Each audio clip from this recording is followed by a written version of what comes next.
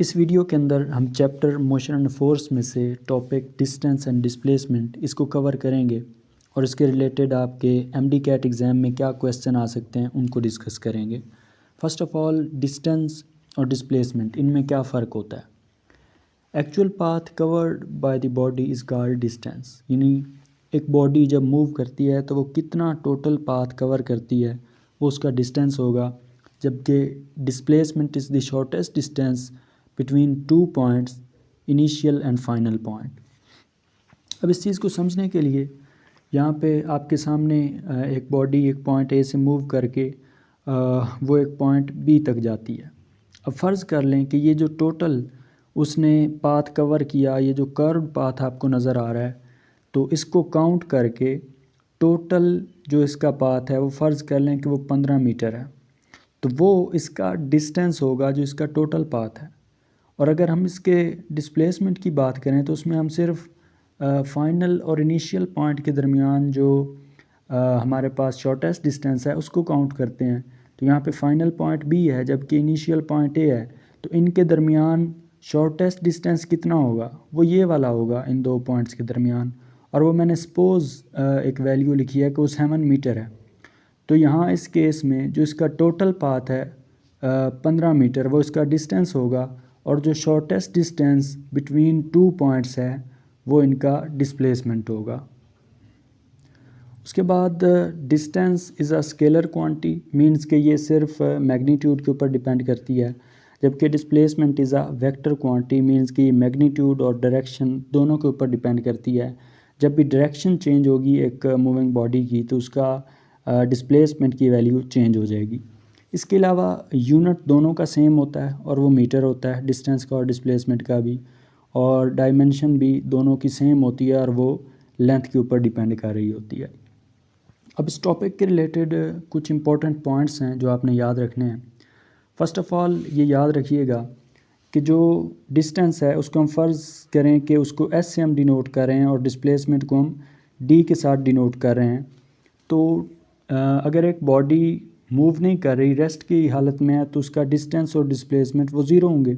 लेकिन अगर वो मूव करना स्टार्ट करती है तो उसका डिस्टेंस हमेशा डिस्प्लेसमेंट की निस्बत ज़्यादा होगी उसकी वैल्यू, या फिर उसके इक्वल होगी।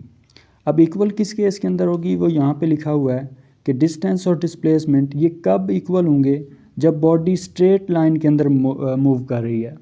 फ़र्ज़ कर लें कि एक बॉडी इस पॉइंट से पॉइंट ए से मूव करके वो पॉइंट बी तक जाती है, तो ये जो इसने पाथ कवर किया है ये एक स्ट्रेट पाथ है, और ये फ़र्ज़ कर लें कि ये 10 मीटर का पाथ है, तो इस केस के अंदर इसका जो डिस्टेंस है वो भी 10 मीटर होगा, और डिस्प्लेसमेंट जो कि फ़ाइनल पॉइंट और इनिशियल पॉइंट के दरमियान शॉर्टेस्ट डिस्टेंस होता है वो भी 10 मीटर होगा। तो जब भी बॉडी स्ट्रेट लाइन के अंदर मूव करेगी तो उसका डिस्टेंस और डिस्प्लेसमेंट वो दोनों इक्वल होंगे।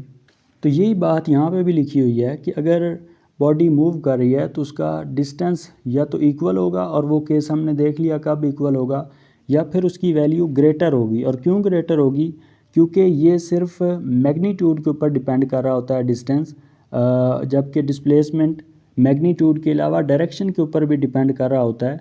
तो जब भी उसकी डायरेक्शन चेंज होगी तो डिस्प्लेसमेंट की वैल्यू वो चेंज हो जाएगी, तो इसलिए वो हमेशा डिस्टेंस की निस्बत उसकी वैल्यू कम होती है। ये बात आप आगे समझ जाएंगे। यहाँ पे भी यहाँ पे लिखा होगा for a moving body distance never zero, क्योंकि हमेशा यही बात मैंने पहले की कि जब भी बॉडी मूव करेगी तो उसका डिस्टेंस हमेशा वो इंक्रीज़ होता चला जाएगा, क्योंकि उसमें डायरेक्शन का कोई रोल नहीं होता। जबकि डिस्प्लेसमेंट की वैल्यू ज़ीरो हो सकती है, और क्यों हो सकती है, क्योंकि एक वेक्टर क्वांटिटी है और ये डायरेक्शन के ऊपर भी डिपेंड कर रही होती है। डायरेक्शन के चेंज होने की वजह से ये कम भी हो सकती है, ज़ीरो भी हो सकती है।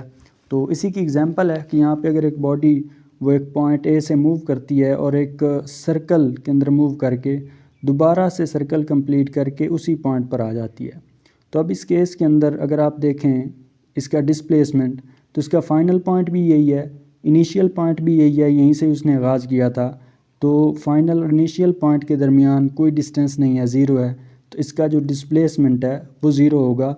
और अगर आप यहाँ पे डिस्टेंस की बात करेंगे तो डिस्टेंस की वैल्यू ज़ीरो नहीं होगी, उसकी कोई ना कोई वैल्यू यहाँ पे ज़रूर होगी। अभी इसके रिलेटेड हम कुछ MCQs को यहाँ पे देखेंगे। फर्स्ट ऑफ ऑल एक क्वेश्चन है, a man goes 10 metre toward north and 20 metre toward east, तो उसका डिस्प्लेसमेंट क्या होगा। तो इस चीज़ को आप यहाँ पे देखें कि उसने कहा कि एक बॉडी मूव करके 10 मीटर जाती है नॉर्थ की तरफ, तो ये नॉर्थ पोल है, इसकी तरफ उसने 10 मीटर किया ये, और फिर उसने टर्न किया और 20 मीटर टुवर्ड ईस्ट, ये ईस्ट साइड है, तो यहाँ से उसने 20 मीटर ईस्ट की तरफ किया। तो अब डिस्प्लेसमेंट की वैल्यू यहाँ पे क्या होगी। डिस्प्लेसमेंट का हमें पता है कि वो फाइनल पॉइंट और इनिशियल पॉइंट इसके दरमियान का डिस्टेंस होता है। तो यहाँ पे फाइंड आउट करने के लिए सिंपल पैथागोरस थ्योरम का इस्तेमाल करेंगे। उसमें हम 10 का स्क्वायर और 20 का स्क्वायर लेंगे और फिर इनका स्क्वायर रूट लेंगे, और फाइनल जो हमारे पास डिस्प्लेसमेंट की वैल्यू आएगी वो 22.4 आएगी, ये इसका डिस्प्लेसमेंट होगा। अब इसी रिलेटेड एक और क्वेश्चन है कि एक बॉडी मूव करती है 1/4 of the circular arc in a circle of radius r। एक सर्कल है जिसका रेडियस r है और 1/4 उसका कवर करती है। यानी फ़र्ज़ कर लें कि ये एक अगर सर्कल है तो उसका 1/4 उसने कवर किया, यानी एक सर्कल का 4th पार्ट, तो वो ये इसका 4th पार्ट हो गया, और इसका रेडियस सर्कल का क्या है वो r हमने ले लिया। तो अब उसने magnitude of distance and displacement ये पूछा है। तो डिस्टेंस के लिए हम सिंपल क्या करेंगे, टोटल एक सर्कल का डिस्टेंस कितना होता है वो आपको पता है कि 2πr होता है, और 1/4 अगर उसने कवर किया है तो हम इसको डिवाइडेड बाय 4 कर देंगे, तो इसमें हमारे पास आ जाएगा πr/2। तो ये इसका डिस्टेंस हो गया 1/4 ऑफ द सर्कल का। अब अगर डिस्प्लेसमेंट की बात की जाए तो डिस्प्लेसमेंट आपको पता है कि फ़ाइनल पॉइंट और इनिशियल पॉइंट के दरमियान शॉर्टेस्ट डिस्टेंस होता है। तो यहाँ पे फाइनल पॉइंट ये है और इनिशियल पॉइंट ये है, तो अब ये इनके दरमियान डिस्प्लेसमेंट की वैल्यू होगी, और उसको भी हम सिंपल जो पैथागोरस थ्योरम है उसके ज़रिए फाइंड आउट कर सकते हैं।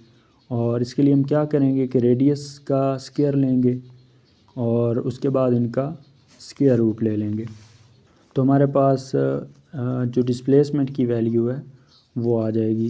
जब आप इसका स्क्वायर रूट लेंगे तो ये क्या आएगा, 2 का स्क्वायर रूट r। अब यहाँ पे एक और क्वेश्चन है कि displacement of a point of a tyre initially in contact with ground when the tyre rolls forward half a revolution.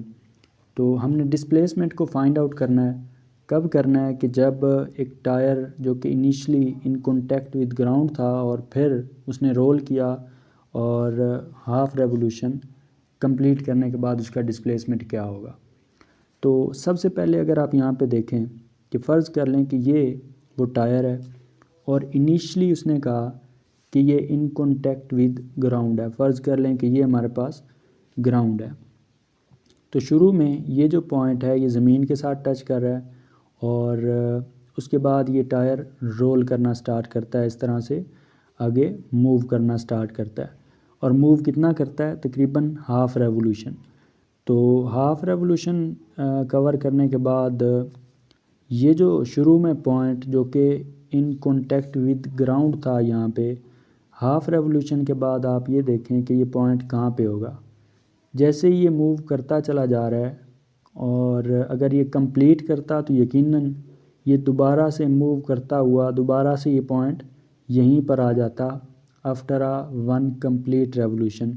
लेकिन उसने ये कहा कि ये मूव करने के बाद इसने मूव किया हाफ़ रेवोल्यूशन, तो हाफ़ रेवोल्यूशन के बाद ये पॉइंट जो शुरू में यहाँ पे था ये यहाँ से यहाँ तक होगा हाफ़ रेवोल्यूशन के बाद। और इसके अलावा उसने हमें क्वेश्चन के अंदर इसका रेडियस भी दे दिया है कि ये इसका रेडियस r है और ये भी यकीनन r होगा यहाँ पे। तो अब अगर यहाँ पे देखा जाए डिस्प्लेसमेंट को तो उसकी वैल्यू क्या होगी। अब हमने फाइनल पॉइंट और इनिशियल पॉइंट को देखना है। यहाँ पे फाइनल पॉइंट हमारे पास ये है और इनिशियल पॉइंट ये है, और इसके दरमियान जितना भी पाथ होगा वो हमारे पास डिस्प्लेसमेंट की वैल्यू होगी। तो इसका मतलब ये है कि पाइथागोरस थ्योरम को इस्तेमाल करते हुए अगर हमारे पास इस पाथ की लेंथ आ जाए और इसकी लेंथ आ जाए तो हम डिस्प्लेसमेंट की वैल्यू यहाँ पे निकाल सकेंगे। तो अगर आप ये वाला टोटल लेंथ देखें तो ये कितनी होगी, ये वाला रेडियस और ये वाला रेडियस, इसको सम अप करें तो ये 2r हो जाएगा, और यहाँ से यहाँ तक इसका कितना लेंथ होगी इस पाथ की, उसने चूँकि हाफ़ रेवोल्यूशन किया है। अब कंप्लीट का आपको पता है कि 2πr होता है, और हाफ़ का कितना होगा, सॉरी यहाँ पे उसने लार्ज आर दिया है तो यहाँ पे ये 2 कैंसिल होगा और पाई आर यहाँ पे ये वाली यहाँ से लेके यहाँ तक जो लेंथ है आ जाएगी। अब हम यहाँ पे सिंपल वही पाइथागोरस थ्योरम का इस्तेमाल करेंगे।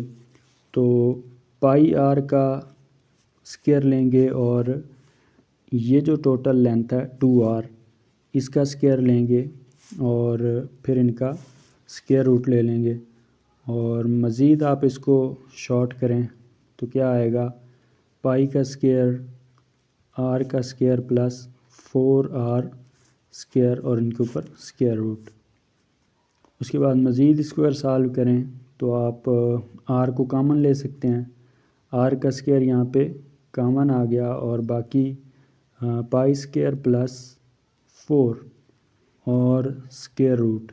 इसको मज़ीद भी किया जा सकता है, मज़ीद शॉर्ट करें तो क्या आएगा, r पाई का स्क्वायर प्लस 4 अंडर रूट। तो ये हमारे पास इसकी डिस्प्लेसमेंट की वैल्यू आ जाएगी।